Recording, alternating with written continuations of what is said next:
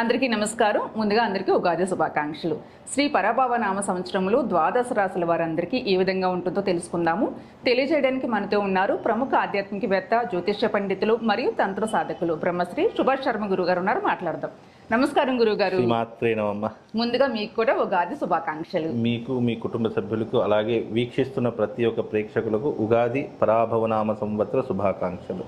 గురుగారు, ఈ సంవత్సరం అంతా కుంభరాశి వారందరికీ ఏ విధంగా ఉంటుంది?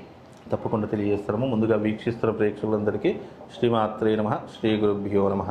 ముఖ్యంగా కుంభరాశి వారికి మధ్యమ ఫలితాలు ఉన్నాయి. ఎందుకంటే కుంభరాశి వారికి 2వ స్థానంలో శని సంచారం, 6వ స్థానంలో గురు సంచారం నడుస్తుంది.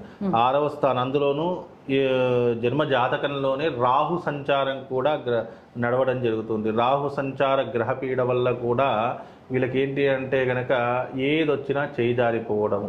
ఈరోజు 10 లక్షలు సంపాదించారంటే 10 లక్షలు కూడా తెల్లవారేసరికి మాయమైపోతూ ఉంటాయి. అంటే వీళ్ళందరూ ఒక మాయా ప్రపంచంలో బ్రతికేటటువంటి పరిస్థితులు ఏర్పడతాయి. బికాజ్ ఏంటి అంటే కనుక కుంభరాశిలో రాహు సంచారము చేత వచ్చినటువంటి అవకాశాలు చేజారిపోతూ ఉంటాయి. వీళ్ళు ఎక్కువగా అదిగో వస్తుంది, ఇదిగో వస్తుంది, అదిగో అయిపోతుంది, ఇదిగో అయిపోతుంది అని భ్రమలో బ్రతికేటటువంటి లక్షణాలు ఎక్కువగా కుంభరాశి వాళ్ళు అనుభవిస్తారు. ఎటకేలకు ఈ కుంభరాశి వారికి ఈ సంవత్సరంతో ఏలినాటి శని పీడ వదిలిపోతుంది. కాబట్టి ఈ ఒక్క సంవత్సరం మాత్రం కాస్త జాగ్రత్తగా ఉండాలి. ఈ సంవత్సరం గడిస్తే ఏలినాటి శని ప్రభావం పూర్తిగా తొలగిపోయేటటువంటి అవకాశాలు ఉంటాయి. అలాగే ముఖ్యంగా కుంభరాశి వారికి ఈ సంవత్సరంలో ఖర్చులు అధికమవుతూ ఉంటాయి. ధనభారం పెరిగిపోతూ ఉంటుంది.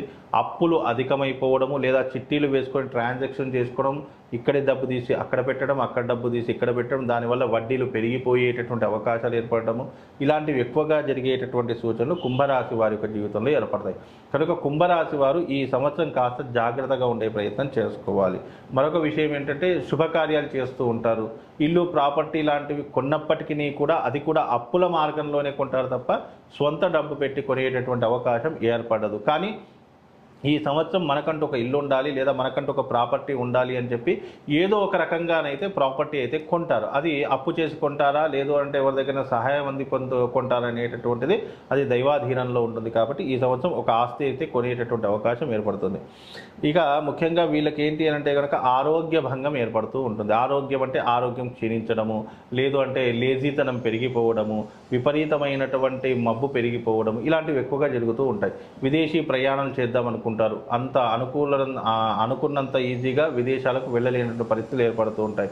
నీలాప నిందలు, ఎదుటి వారి యొక్క విమర్శలు, ఎదుటి వాళ్ళు వీళ్ళను ప్రలోభ పెట్టేటటువంటి అవకాశాలు విపరీతంగా పెరిగిపోతూ ఉంటాయి.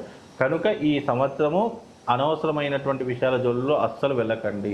మీకున్నటువంటి చెడు వ్యసనాలు అంటే మద్యం కానీ, జూదం కానీ, అమ్మాయిల వ్యసనాలు కానీ, లేదా మధుపానీయాలు లాంటివి కానీ, ఇలాంటివి ఏవైనా ఉంటే ఈ ఒక సంవత్సరం మాత్రం పక్కన పెట్టే ప్రయత్నం చేయండి. లేదు వాటి వల్లే మీరు బాగుపడుతున్న ఉంటేనే నేను ఎంతో కొంత ఆనందంగా ఉంటాను, వాటి వల్లే ఈ సంవత్సరం నాశనం అయిపోయేటటువంటి తరహాలు ఎక్కువగా ఉంటూ ఉంటాయి.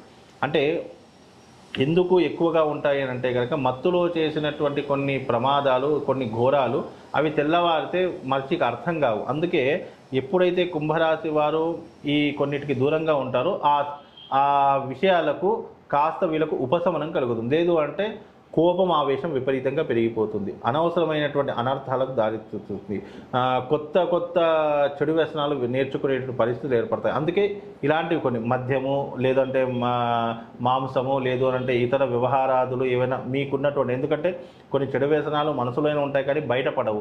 కాబట్టి అలాంటివి ఏవైనా ఉంటే వ్యక్తిగతంగా మీరే మార్చుకునే ప్రయత్నం చేయండి ఈ ఒక్క సంవత్సరం. ఎందుకంటే తదుపరి మీరు ఏం చేసినా చెల్లుతుంది. ఈ ఒక్క సంవత్సరం మాత్రం కనుక జాగ్రత్తగా ఉండే ప్రయత్నం చేస్తే అన్ని రకాలుగా బాగుంటుంది. కోర్టు సమస్యలు, కోర్టు వ్యవహారాదుల్లో ఏదైనా చిక్కులు చికాకులు ఉన్నా కూడా పూర్తిగా తొలగిపోయేటటువంటి లక్షణాలు కూడా ఏర్పడతాయమ్మా. పరిహారం గురుగారు, ముఖ్యంగా కుంభరాశి వారు ఏదైనా పరిహారం చేసుకోవాలి అని అంటే కనుక మంగళ చండీతంత్ర ప్రయోగం కానీ, లేదు అంటే దుర్గా సప్తశతి పారాయణం కానీ, లేదు అని అంటే కనుక దేవి ఖడ్గమాల స్తోత్ర పారాయణం కానీ చేసుకునే ప్రయత్నం చేయండి. తద్వారా వీళ్ళకు ఉపశమనం కలుగుతుందమ్మా. సరే గురుగారు, నమస్కారం. శ్రీమాన్.